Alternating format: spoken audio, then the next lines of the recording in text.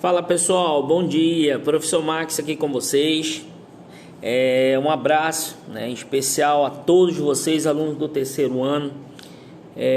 Tristemente, dizer que a gente não está presente, pessoal, um ano tão importante para vocês do terceiro ano, que é o último ano dentro da escola, concursos públicos aí na porta, o Enem, apesar de vocês terem ganhado esse tempo da transferência do Enem para o início do ano que vem, mas eu acredito que vocês foram grandes prejudicados com isso tudo. Infelizmente não é culpa só minha, nem da escola, nem dos pais de vocês.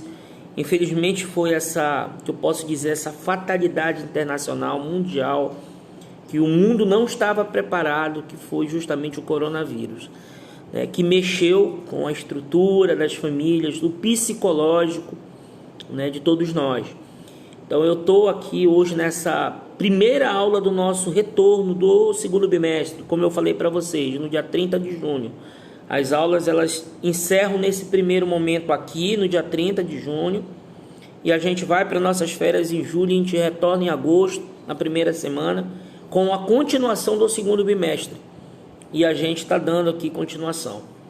Pessoal, esse nosso retorno ele veio com algumas novidades, como eu falei para vocês. A novidade maior é a transferência da data do Enem de vocês para o início do ano que vem. A segunda novidade é que as aulas que estavam sendo gravadas, como essa que eu estou gravando aqui para disponibilizar para vocês, é a última dessa modalidade. Nós vamos adotar, a partir da próxima segunda-feira, as aulas online, aí as lives através do Google Meet, Então vocês interagindo conosco. Então vai ser bem interessante porque vocês vão estar do outro lado, eu vou estar com vocês interagindo, apresentando algumas situações para vocês, e isso vai me deixar até mesmo mais confortável, porque a gente vai estar explicando para vocês e vocês vão estar tirando as dúvidas ao vivo conosco. Eu estou muito preocupado com relação à questão do Enem de vocês. Então durante as férias, o que foi que eu fiz? Eu voltei nas nossas aulas que a gente tinha trabalhado, gravadas, encontrei algumas lacunas que ficaram em aberto para nós, voltei no livro, achei essas lacunas, e assim, como nós tínhamos fechado o livro do segundo bimestre, e aí o que eu fiz? Eu criei uma estratégia da gente rever aqueles conteúdos que ficaram essas lacunas. Então a gente entra agora preenchendo vocês mais informações, é o que me interessa, porque vocês têm que ir para o Enem. Realmente vai ser agora, assim, a diferença vai ser essa. Quem tiver mais informação vai conseguir fazer uma boa prova. Então, assim, procurei preencher essas lacunas vazias e a gente descarrega aqui para vocês. Então, nas nossas aulas que vão acontecer ao vivo a partir da próxima segunda-feira, como vai funcionar, Max? Vai funcionar o seguinte: aula normal, como você estivesse assim, de 7h30 da manhã até às 12h50. Então vocês, cada horário desse, vocês entram através do Proesc, da plataforma, vai estar um link lá disponível. Vocês vão acessar esse link, eu vou aceitar vocês durante a aula. Eu, Manu, Arnaldo, Ordilei, então os outros professores de vocês. É como se você estivesse seguindo a aula normalmente, porém, agora ela vai ser através do Google Meet, Isso, pessoal, visando a segurança de vocês. A OMS ainda não disponibilizou nenhuma vacina. Já temos aí algumas vacinas em teste. Algumas estão na segunda fase e outras estão na terceira fase já. A vacina de Oxford no Brasil está na terceira fase.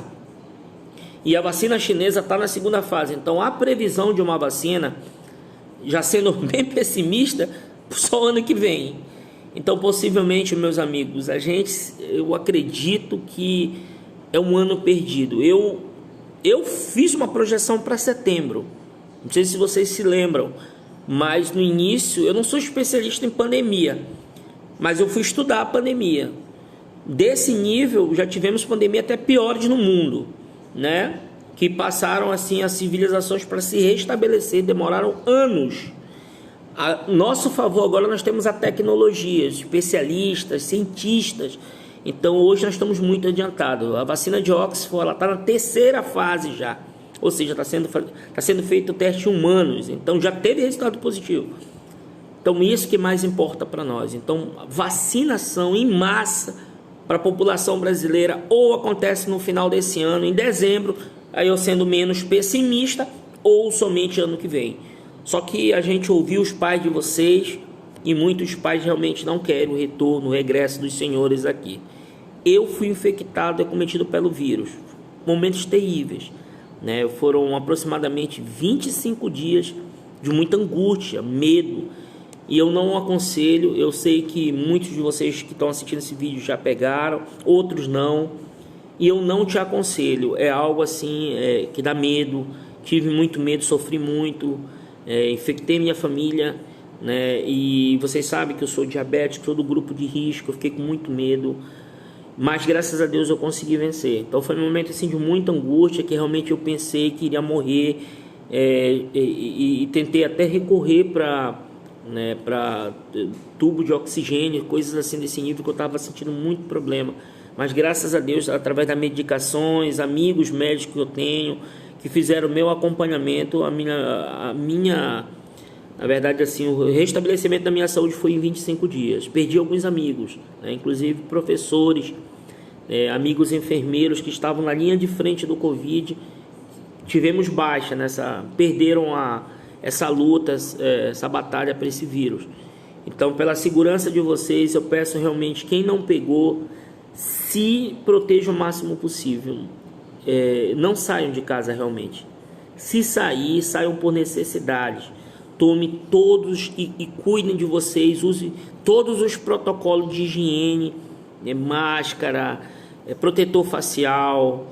Eu acredito que fui infectado pela célula do dinheiro, que eu me isolei em casa, e depois, né, tendo contato, negócio de comida, delivery em casa, entrega de água. Eu acredito que foi por aí que a gente se infectou, eu, minha esposa e meu filho. Então, até isso vocês têm que ficar muito atentos. Apesar de vocês serem mais jovens, né, mas muito atento à saúde de vocês em primeiro lugar, pessoal. Beleza? Então é assim, gente. Então, voltando aqui com vocês, como nós vamos fazer? Nós vamos continuar, então, o segundo bimestre. Diante dessas lacunas, vamos preenchê-las. E a nossa avaliação, ela vai acontecer. Nós já preenchemos um primeiro instrumento, e aí a gente faz um segundo instrumento para frente. Vou pegar as atividades do livro, né? Vou verificar uma forma da gente receber essas atividades. Eu já criei imunidade para o vírus, então eu já estou transitando normalmente, mas sempre usando minha máscara. Tá aqui, ó. A escola cedeu uma máscara para nós, tá aqui, trabalharmos com vocês. Aí aqui eu estou numa sala sozinho, né? E a gente está trabalhando aqui. Mas assim, então a partir da próxima semana fica aula interativa, e qualquer dúvida que os senhores tenham no terceiro ano, pelo amor de Deus. Outra coisa, se vocês tiverem um grupo no WhatsApp, né, e quiserem que eu participe, podem me inserir dentro do grupo, porque eu vou estar enviando material. Seria bacana criar um grupo de estudo, e aí eu vou estar inserindo materiais constantemente para vocês de atualidades, notícias assim que estão chegando bombástica, que a gente está sentindo que vai aparecer na prova. Esse pós-pandemia é questão segura na prova do Enem. Então, assim, é uma prova que ainda não...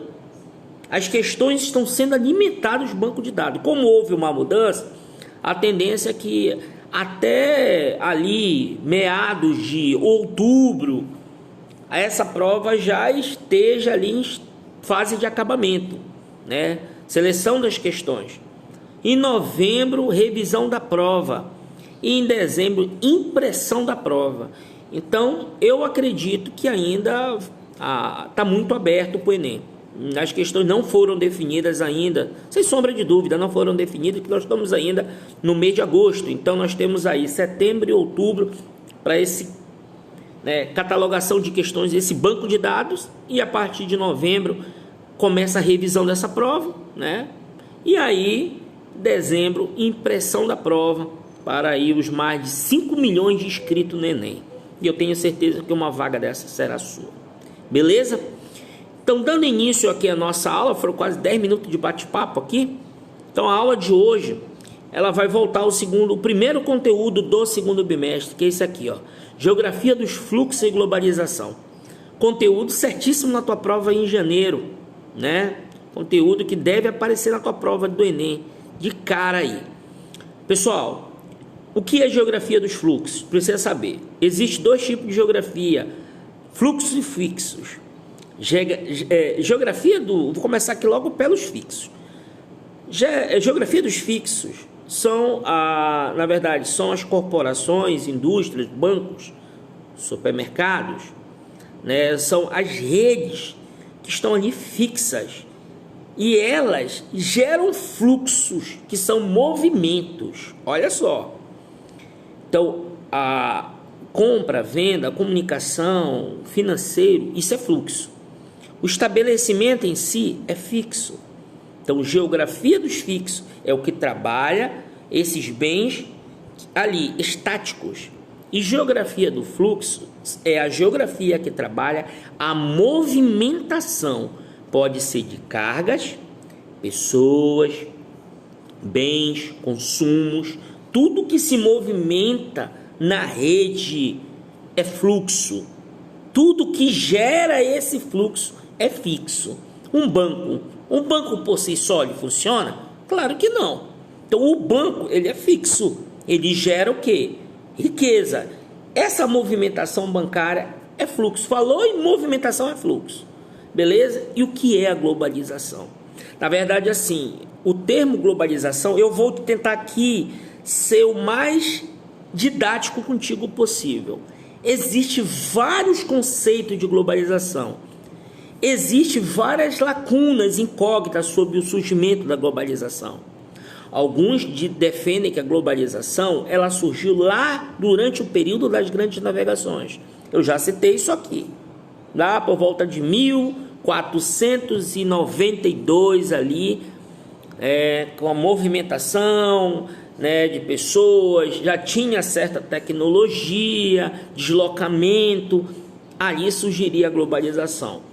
Muitos defendem que essa globalização ela surgiu ali, né, após, né, muitos colocam a Guerra Fria, né, com a queda do Muro de Berlim, né, e ali começa realmente o processo da globalização, com o surgimento de tecnologias, aí vem a internet, né, os computadores, né, a rede de comunicação se restabelecendo, se comunicando melhor. Então ali já surge o segundo momento do surgimento da globalização.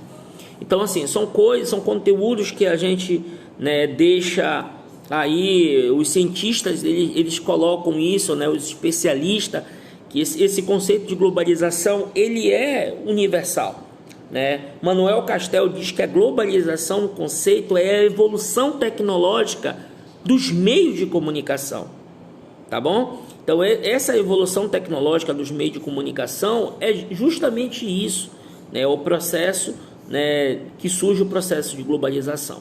E aqui nesse primeiro mapa que vocês estão observando aí, vocês percebem que o mundo está interagindo através das linhas, né, imaginárias ali, mas hoje a globalização, uma das características da globalização justamente é isso, é a interação entre os meios de comunicação, é a interação entre as pessoas, e aqui que o autor ele destaca a formação do mundo globalizado. Ele diz que o termo globalização é uma fase do capitalismo marcada por um processo de intensa expansão das atividades comerciais e financeiras, que caracterizam a internacionalização, segundo ele, da economia. Ou seja, segundo o autor, né, o autor do conceito aqui para positivo, ele diz justamente que esse intercâmbio das economias dos estados, né, entre as populações, que surge o termo globalização, tá? E aí, diante dessa evolução tecnológica, o surgimento de robôs, né, vem surgindo as fases da globalização. A globalização ela cria diversas fases. Da primeira fase ali, um pouquinho mais remotas, a segunda fase da globalização, né, já começam as tecnologias a ganhar forma que eu posso dizer assim, mais características do processo mesmo, que é a evolução. E a terceira fase, que é conhecida de a revolução técnico-científica informacional, é onde, por exemplo, é o ápice da fase da globalização, é onde essa globalização ela ultrapassa fronteiras, né, sai ali um pouco do mundo europeu, ali do continente americano, e começa a migrar para outras nações, onde tem como eu posso dizer assim, uma evolução muito mais rápida e eficaz. Tá bacana? E aqui, olha, nessa outra parte, realmente reforça o que eu te falei anteriormente, né, que as grandes navegações e a globalização, esse é um discurso mais épico, né, onde as grandes navegações realmente são onde dá o pontapé inicial do processo de globalização no mundo, né? E aí esse processo de globalização hoje ainda é uma evolução, né? Então a globalização ela nunca parou, ou desde o seu surgimento. Eu vou usar aqui Manuel Castel, que conceitua que a globalização ela surge ali após a Guerra Fria, né? Então eu vou entrar aqui nessa discussão. A globalização ela nunca parou. Então as evoluções elas são constantes, né? A globalização ela é uma evolução constante. E dentro desse processo de globalização que a gente acompanha, que são essas evoluções tecnológicas, há o surgimento de diversas características, dentre elas o autor cita aí a formação dos blocos econômicos, né, que são esses mercados, né, comuns entre grupos de países, né. Então é uma das características. Mas professor, o senhor poderia me falar para nós alguns pontos positivos e alguns pontos negativos da globalização? Sim, é o que o Enem cobra muito.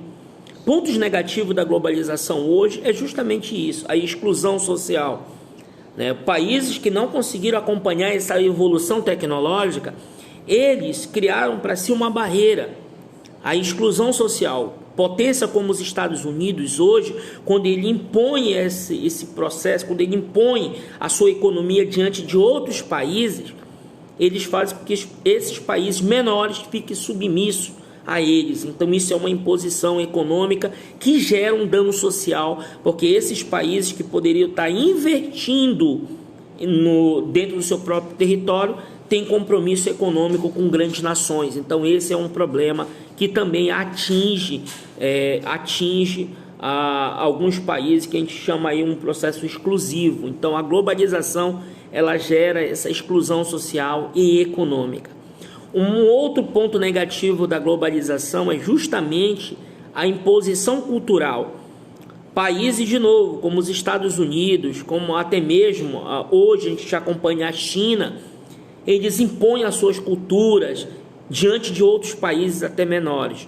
Os Estados Unidos, por exemplo, o inglês, a influência do inglês, a obrigatoriedade que você tem hoje de falar inglês com uma entrevista de trabalho, que é muito comum, é uma imposição cultural, né? A China hoje, os produtos chineses hoje chegando no mercado internacional, impondo ali, passa a ser uma forma de imposição também cultural.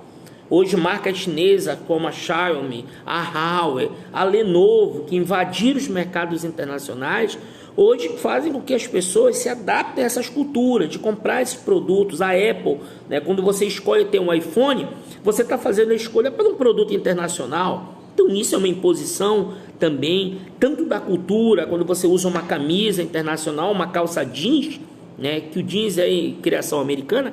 Isso são imposições culturais que o sistema faz para a gente.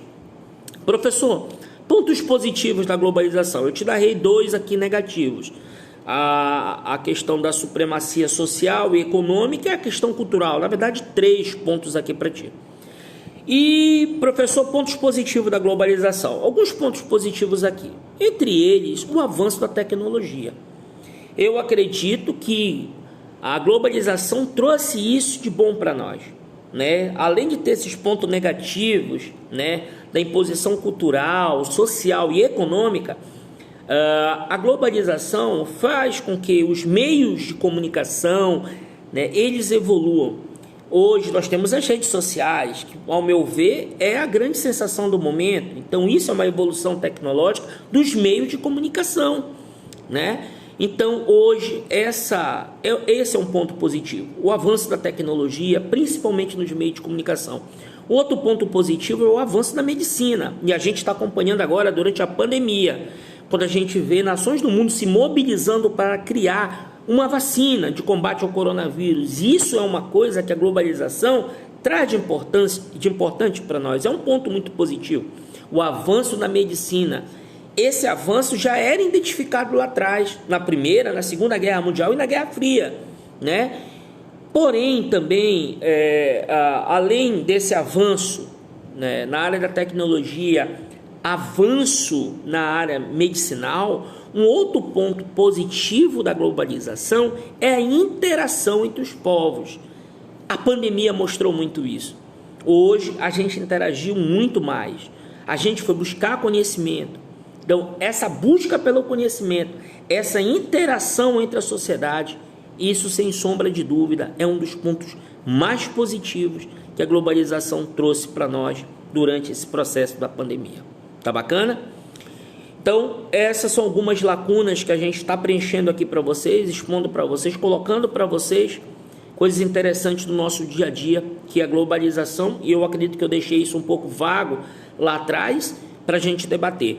Então, na próxima aula a gente vai falar sobre o mundo em redes, o mundo conectado em redes. Vocês vão ver que com a pandemia esse mundo ficou mais conectado, informações chegavam direto do que estava acontecendo com o mundo, e com certeza foi uma das grandes sensações, né, diante desse momento tão triste que a humanidade vive. Mas o mundo conectado em rede foi algo assim que chamou muita atenção do planeta todo. Tá beleza? Então, meus amigos do terceiro ano, forte abraço, e a gente se encontra na próxima semana com a nossa aula ao vivo, tá bom? Forte abraço, tchau para todos aí.